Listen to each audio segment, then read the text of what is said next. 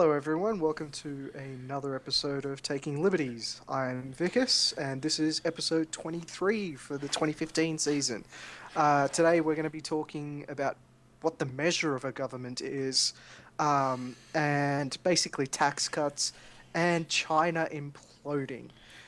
So, to join me today is Lee from WA Hello. and Tim from Victoria. Hey. Wow, that was Yeah, that was very. enthusiastic there, man. Yeah, I'm a little surprised. Right. Don't you like talking about implosions? Well, let's get into the main things. Yeah, okay. I'm not much for niceties at the beginning of things. All right. Seeing as we're going to go straight into the business, let's talk about government business and the complaint that there doesn't seem to be much of it. Yes, they had their cabinet meeting cancelled this week because there was nothing to talk about, and some media commentators are complaining that this government's not passing enough laws. They believe that a government's success is how many laws it passes to intrude upon our lives. So I get the feeling there's going to be uniform consensus here that that's actually a good thing. We like it when governments don't pass laws. Yeah. Okay. Yeah, for sure. From a libertarian perspective, yeah, absolutely. See, I don't think that's necessarily enough. So it is not enough that they don't pass new laws. They actually have to be actively repealing old ones. Yeah. And Well, not just old ones, but actively repealing old ones that do harm. Like, say, for example, something about pets. Yeah. Like The haircutting review board, there was like, I remember Troy Buswell, the former Western Australian Treasurer at one of the Liberal Party meetings I was at, saying how, and he acknowledged it was a small thing, but he said, there was some sort of haircutting, like, workplace, like, law, what are they called? workplace ombudsman. No, it was like, you have to do a test to become a hairdresser. Oh, occupational licensing. That's it, occupational licensing. And, they cut that out. I'm like, well, it's not nothing. It's pretty close to nothing, but it's not nothing. So, Yeah. yeah. No, I You mean, want bigger stuff.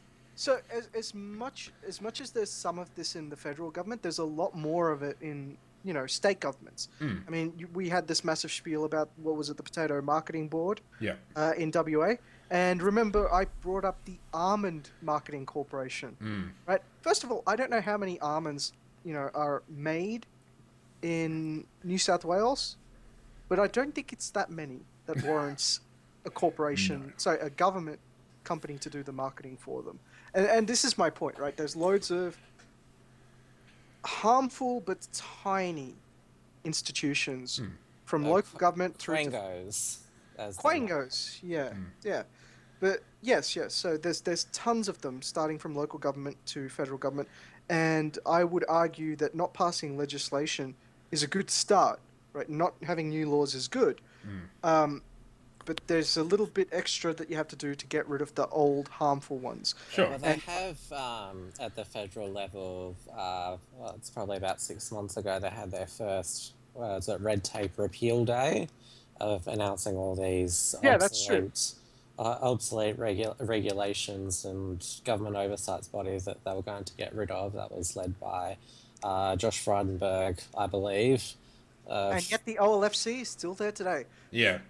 And that's the thing, like anything, like with those sorts of things, unless you've got a government that's keenly, like it's actually looking to make its name on reducing the size of government, which clearly the Abbott government is not doing, and clearly in the case of Western Australia, it's not happening with the Barnett government. Maybe Mike Baird might be kind of going down that line, but he's probably about it, in the Liberal Party at least, where they're actually trying to make a name for themselves as small government. Like unless you're willing to do that, you're not going to repeal anything that's going to cause you any trouble. And I think that's what I've seen here in WA, and what you see in those days, the repeal days, is that they get rid of all these laws, but none of them are particularly consequential, or they have there's no one to sort of argue against them. There's lots of little laws, lots of little things you get rid of, but all of them will have political support. It's straight up public choice. Like you can have a concentrated benefit. Can I just say something to this point? I find it interesting that for people from other states, right, find Mike Baird as a good example because his Liberal government, and he's inherited this from Barry O'Farrell, he himself has not increased legislation that much, but the history of the New South Wales Liberal Party has been, yes, they got rid of a whole bunch of old laws, but they introduced lockouts, they introduced, removed the right I'm to not saying silence. like Mike Baird is the, is a great example. Like it, from my limited understanding, he at least seems to be wanting to make a name for himself as a small government person. Yes, and you cannot even say that of the rhetoric of definitely the Barnett government. Like, there's no one who talks about cutting spending. Every single minister talks about increasing spending. It is easy to get swept up in Mike Baird's, warm personality. Yeah. So I don't want to make this about Mike Baird. Like, I'm just saying, there's no one really in the Liberal Party at the leadership level who's really consistently trying to make small government their mantra. And so to fight those special interests for, the OFLC, like, to shut down the OFLC, you got to take on conservative Christians. And who really wants to do that unless it is part of an overall strategy of this is how we're going to make our bones as a small government, like a small government ministry.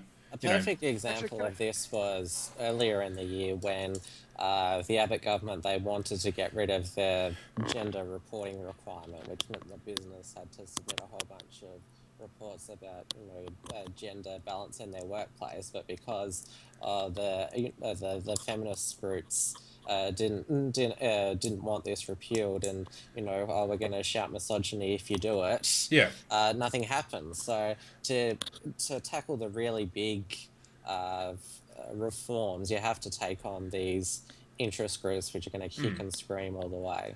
So really, I mean, the definition of low-hanging fruit has to be so low that no one at all gives one shit about the repeal of that thing.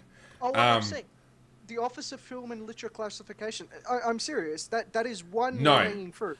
No, it is not. No, it is. It is, not. And it's a really easy case to make when you go through the list of things they have censored and go, this is the list of things our government censors.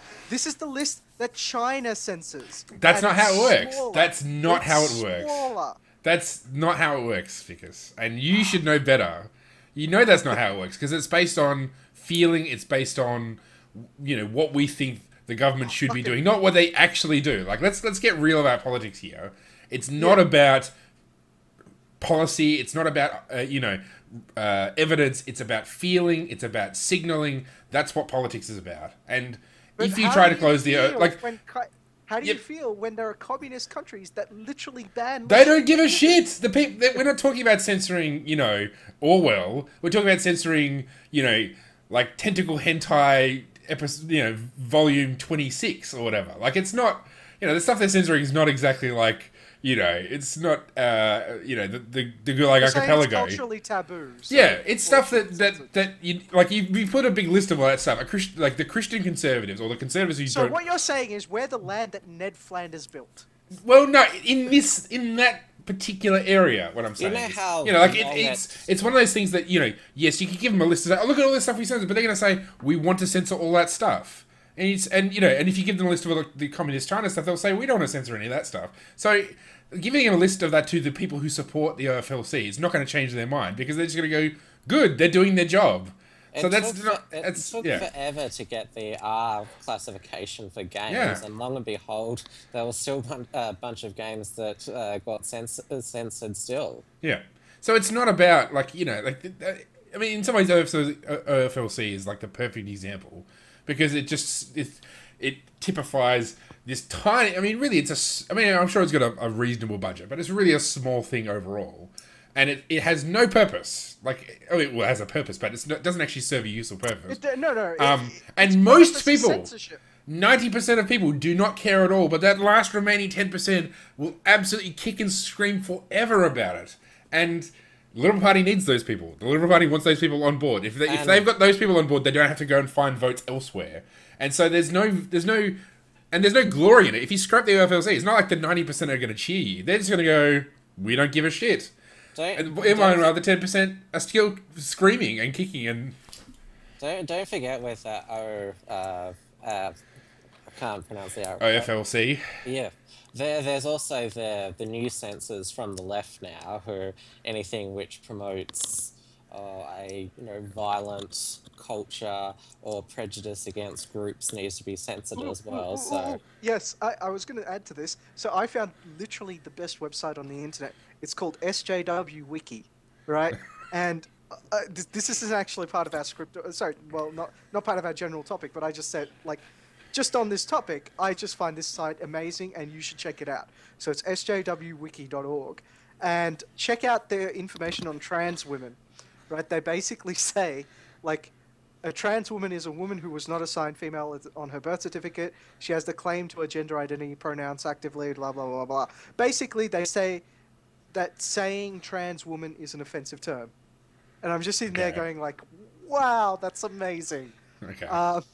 No, sorry. Anyway, that's like a total sidetrack. Yeah. But yeah, just to go back to we just need to keep in mind, like, when we talk about low hanging fruit, like, every and beyond even just the special interest in the community that want it, you've got unions who have workers in those departments they're closing down, and they're going to cause trouble for you as well. And people for some reason, I don't know why, they seem to have this. People seem to like unions, even though they're all, as far as I can tell, corrupt and evil, more or less. At least the current crop. Well, I don't know about look at there was that modest proposal by the Productivity Commission a few weeks ago to have penalty rates on Sunday the same as Saturday. Yeah. But the unions went, this is going to cause. They're actually using a conservative argument, the breakdown of social values if we don't have Sunday penalty rates, because that's family day. Yeah. Yeah, I found that perplexing, because, like, there are a lot of people that don't regard Sundays as being all that special. I mean, that's a really 1950s. And most of the people who don't regard it as special are probably the people who are actually going to work on a Sunday. Like, they're the ones who are going to take jobs that they can work on Sundays. And they're happy because they get paid. Yeah.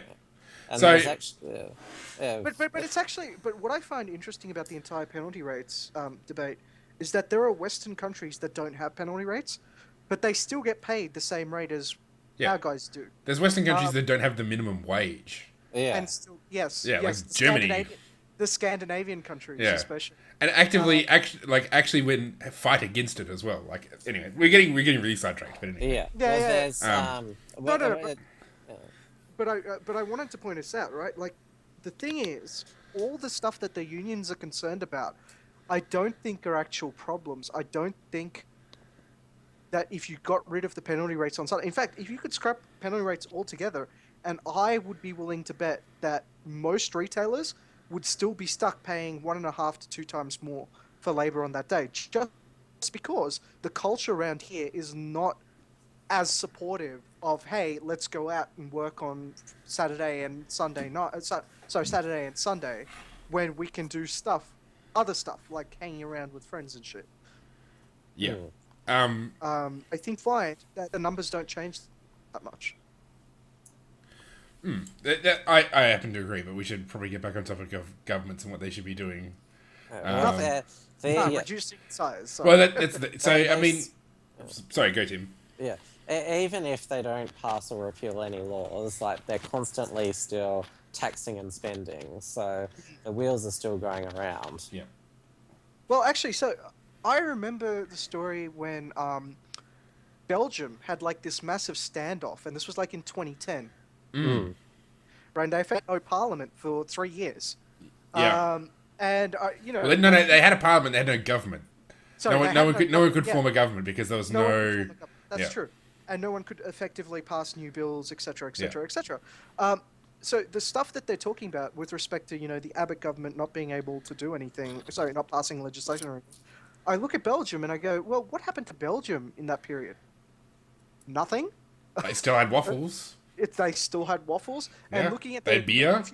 And if you look at their GDP figures, they recovered after the GFC. It's just like everyone else did. There was nothing special about what happened, which led me to conclude, why do we need Parliament? I mean, I don't get. I'm not sold in this entire Parliament business. Well, if it's not repealing legislation, what is its point? We need to pass laws to make us feel better about certain issues. Yeah. I think that's what it can be summed up. I mean, I think, like, the lack of people, like, legislation passing is really just a curiosity of, the chattering classes in the chattering political classes. Like, people on the street probably don't give a crap that they're not passing any laws. I think they probably have a more instinctive sense that more laws are probably not good. Like, just as a general rule. But I think it just feeds into perceptions of, like the kind of the tenor of, like, perceptions of the government within the chattering classes, and that then filters on to everybody else. So, I think it's... But the great thing is, this lack of activity that's been going on has led Joe Hockey to finally realize some parts of economics. Like, he's actually started quoting Art Laffer and going like, hey, you know what would be great? Lower taxes. And I'm sitting there going like, you know what, Joe? You're absolutely right. Yeah. Low taxes are good. Yeah. You know when that would have been a good time to do it? During his budget speeches. Do you know when it's not a great time to be doing it? When you're talking about after the next election. Because as far as I'm concerned, he might as well be promising unicorns to sprout out his ass and fly across the parliament. Like, it's... Now... It's complete fantasy, like, land. Until we actually see, legislation where they're actually going to put, like, vote on shit. It doesn't make any difference at all what he says. Okay, normally I'm going to jump on that bandwagon and I'm going to take the piss out of Hockey non-stop. Just because he's been awful when it comes to economics. He's been terrible when it comes to treasury. He's been abysmal when it comes to selling policy. But... Yeah. I am going to be probably the most fair person here in this conversation to Joe Hockey and say, you know what? I am with you, Joe. Take it to the next election. Let's have lower taxes, right? If that is the best we can get from him, I'm willing to take it for now, right? And I will join you when he fails to deliver in budget 2017. Well, but until then, I'm like, yes, Joe, I agree with you. Well, see, that gives him more credit than I think he even remotely deserves. So, like, I just think there's nothing...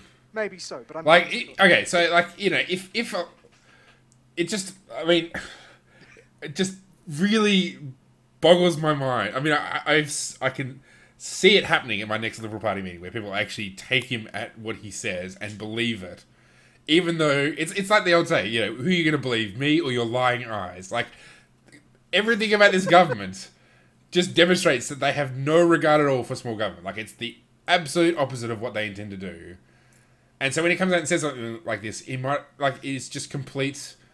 It's just nonsense. Like, it's just, because he's had an opportunity. He's still got another opportunity. Like, there's still another budget to come. Like, he could put tax cuts in for the next budget before the next election. But he's not. But what about budget repair? They were supposed to be doing that as well. Well, they're not even doing that. Like, they can't even sell... Like, even the shitty policy they did come up with, they can't even sell that.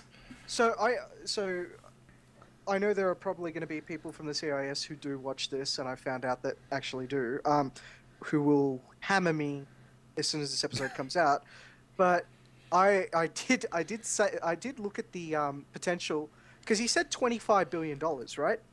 And realistically, you could do that if you increase the tax-free threshold to about 30,000. I can't remember the exact figure we worked out, but it was like, it was in the high 20,000s. And I'm sitting there going like, it works out to about $2,000 extra in every person's pocket, right? Like, okay, so the reason why generally you want to increase the tax-free threshold as opposed to reducing the marginal rate is when you reduce the top marginal rate, the I guess you could say upper bound, the maximum, the cap or whatever. There's no cap on how much money you end up handing back to the people. But if you increase the tax-free threshold, effectively, what you're giving is a 17% tax cut to a maximum of X dollars. So in this case, it's a 17% tax cut up to a maximum of $2,900 and something dollars. Now, if you give back $2,900 to the people, like, those families who are earning, the average family earns about something like $77,000. That's an extra $2,000 in their bank, and they're effectively sucking up, I think right now, about $1,900 worth of family tax benefits and all of this other stuff. You could theoretically say, we'll get rid of all of that, or taper it down from 30,000 to 70,000. Yeah. Right? And they would still end up with more money. Yeah. Right? So I'm saying, you could, if you were presenting this argument, say, look, you can have a tax cut and a spending decrease at the same time. Yeah. Again, I realize someone from the CIS is probably going to go, oh, well, it's a little bit more complicated than that, and all these facts and figures. But if they were to come talk about how much complicated it is, they can come onto the show and tell us. But yeah. Yeah. Well, I have a standing invite to all of them. They some of them have said they're busy these days. So, but like I said, like I would present the argument in that manner, right? I'm saying, look, even if we reduce it completely, you still end up $1,000 better off. Yeah. Right? If we reduce it part, you still end up, 2,500 off better or something like that. You can numbers around, essentially. I guess, so even if he does deliver on this supposed tax cut, which I'm extremely, if you haven't guessed already, I'm extremely skeptical about. But even if he does, one of the things that he talked about today was addressing bracket creep, which is a good thing. Which is a good, it is absolutely a good thing, and it needs to be dealt with. Really, these things should be indexed, so you don't have this problem in the first place. But I guess part of one of my problems is that he's going to cut taxes enough to stop bracket creep, but that's it. Which is not nothing, but it's really not. It's just kind of sort of fiddling around the edges, really. And when we talk about reducing taxes, and that's, as far as I'm concerned, that's not a tax cut. That's just ensuring that more people are not being taxed higher, if that makes any sense. Are you saying that he's not genuine with wanting to lower taxes overall? I think he genuinely probably believes it. I just don't think he is willing to take the steps to do it. So we lost Timmy. He did warn me that his computer was about to restart. So oh dear. In a second, the screen is going to get very weird. So I might just put it on the background straight away. The joys of the internet. The joys of the internet. I guess for me, that's kind of the extent of that's what I worry. Even if you have trust issues, that's what I'm hearing. I have massive trust isures, just huge. Okay, so I don't share the trust issues because I just assume he's lying straight off the bat. Well, that's what I've been doing as well, just for what it matters. Yeah. But I think the difference is between you and I here in the sense that I'm willing to give him the shot, right? Because nobody else is talking about it. And Sure, okay, that's fair. Yeah, because politics is, and I mentioned this last week, right? It is as much... so when politicians talk about things, it's a signal, right? It's similar to a fire signal, but it's a political signal. Yeah. And my hope is that by him flagging this as an issue, it's putting the foot in to basically start having a discussion to Australia about how taxed we are. And I would like that discussion to take place eventually down the road, leading to people saying, hang on, maybe we don't have to give so much money to the government. Yeah. Maybe we can do more stuff ourselves. Sure. Right? So I am hoping the national discussion starts this way. I'm not saying it should end this way. I'm just saying he's taken the first step, right? And I'm happy with that. Yeah. Now, will he actually do it? Like I said, I assume he's lying straight off the bat, so I don't think he actually will. But what I'm hoping is that the signal goes out, and the LDP, which has always had this position, will pick up votes because they can be like, well, we've always had this position, right? And you have no risk of lying you have no risk of taking us as lying when it comes to this issue. I'm hoping they pick up more votes in the Senate by people who are seriously concerned about this. I'm also hoping that it decreases the vote for the Greens and Labor, right? Which then sends a signal to that side of politics that, hey, this is an issue and you need to get on the right side of this.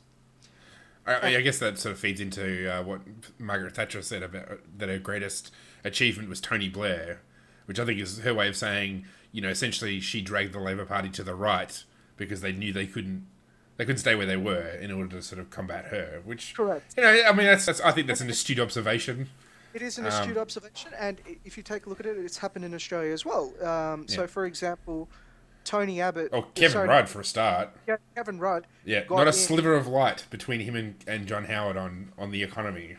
Yeah, until he actually got in. Yeah. The entire country. So that's the other thing, right? If you take a look at it, the Liberal Party has shifted pretty far to the left. Yep. Right? The only part they've shifted to the right on, well, people say the right on, but I think it's actually a leftist position, is asylum seekers. Yeah. Right? And I think that's a mischaracterization because generally I regard right-wing positions as less government. Right? Because that's how everything is phrased as you get more and more right-wing. Yeah. Right? With guns, let everyone have them. With, Well, yeah. I wish I could see a bit more of that in the Liberal Party. Anyway, that's another bugbear I've got with my fellow... But, anyway. But I'm saying, generally, when you hear people phrase things between right and left, it's the right that wants less government involvement in everything. So when I look at the asylum seeker policy, I'm sitting there with a little bit of confusion going... Hang on, this is really something... And if you take a look at it, there have been, mandatory data retention started under Labor. Yeah. It's really something... The way we treat asylum seekers is something I would expect to come from the Labor Party. But it hasn't. So, but if you take a look at it, Howard dragged the Labor Party to that position. Because they didn't hold it. They thought they would be in opposition and they'd win in 2001 as a result of that. It failed. In 2004, it failed again. And when they got in 2007, this was like a massive thorn in their side. Every time the issue crept up, they took a hit in the polls. So they've learnt now to shift. So I'm hoping the same thing happens with taxes. Yeah, I think for me, like, the other side of the issue is that, we had the state conference for the Liberal Party in WA just on the weekend. And I thought... He's back. Tim's back. You can get rid of the background. So we had the Liberal Party state conference last weekend, and I was curious to see, because you have Q&A sessions, right? And I was curious to sort of see where the questions kind of ended up being, and very few of them were for... I think it was me and one other person asked about state debt and state spending, really, in the state Q&A. I wasn't actually there for the federal Q&A. But I guess that's the other side of things is, I actually don't... I think people within the Liberal Party use it to, use that low small government talk to signal to themselves, but they don't take it seriously. That's possible. And so I think that's the other element of, I think this is essentially sort of chicken feed for conservative chooks. He's sort of throwing it out saying, look, we do take this small government stuff seriously. We're talking about it, can't you see? And he throws it out, it feeds the chooks will gobble it up, they love it, they love the talk, but when it comes to accountability for the actual reality, there's no accountability there. And I think, which is I think a feature of just how the party system works, which is there is very little that members can do to actually hold MPs accountable aside from threatening their pre-selection, which is pretty tricky.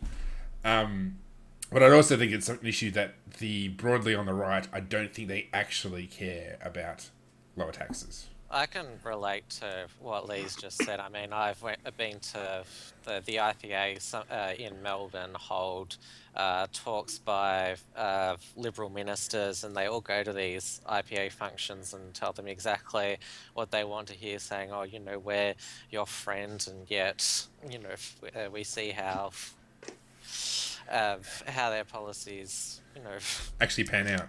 Yeah. Yeah, and every time you quiz them on that, they will respond with, "Hey, we got to win elections, mate." And I sit there going, well, it'd be nice if you won your elections by actually convincing people of your positions. Well, yeah. Well, I guess that goes back to what I think I say almost every single week, and maybe I shouldn't say again. But it comes down to people in the community are not convinced of it, and that's where the change comes. It's by, it's going to Liberal Party meetings, going to university clubs, going to the pub, talking in the workplace, wherever it is, going to people and saying, look, this small government stuff works. You should really get on board with it. And then the politicians will follow the people. It's not...